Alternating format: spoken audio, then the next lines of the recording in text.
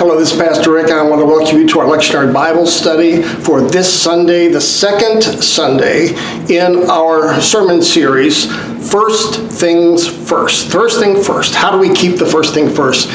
And this time we're going to be talking about your personal life. How do you maintain God as the first thing in your personal life?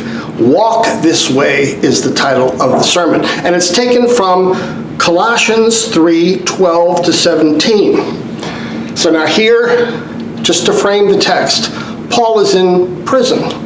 He's now been visited by someone from this congregation in Colossae. And he's reporting on the good things and the bad things in the congregation. And so that's how Paul writes. He first praises them for all their faithfulness, for their steadfastness, the reports that he's heard in prison. But then there's been some things that have troubled him, and it's really two things. One is there's a mystical piety coming from polytheism, that, of course, that was Rome, and some people are still greatly influenced by that religious culture. And the others are trying to be Jews, to obey all the law. That's what their teachers are telling them. So he's going to address this and say, look, there's all these issues out there in the culture. Culture is a threat both personally and religiously, but Jesus frees us up from all those threats, religious and cultural. So don't give in to the culture, is basically what Paul is writing. And then he says, Jesus has freed you from all the powers of culture, and he's created now a new creation. He is the first fruits of that creation, and he's going to build a new humanity. And guess what?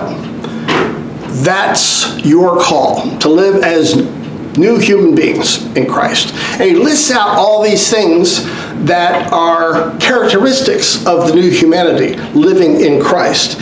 He talks about living in compassion and kindness and humility and meekness and patience, bearing one another, forgiving one another. And he says, then clothe yourselves in love and let the peace of Christ reign in your lives. That's what the new humanity looks like. Now, here's the beauty of the text, but also the challenge.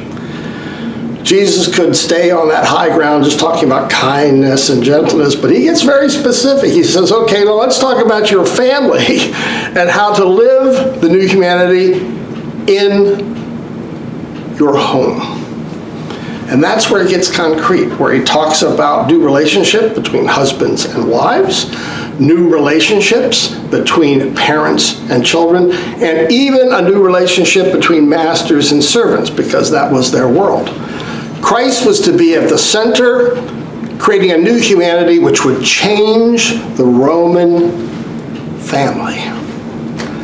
So that's our challenge today. Now, what happens when Christ builds us a new humanity and we live all things in Christ? How does that change your personal life? How does that change your family? Thanks for joining us on the Lectionary Bible Study. Bye-bye now.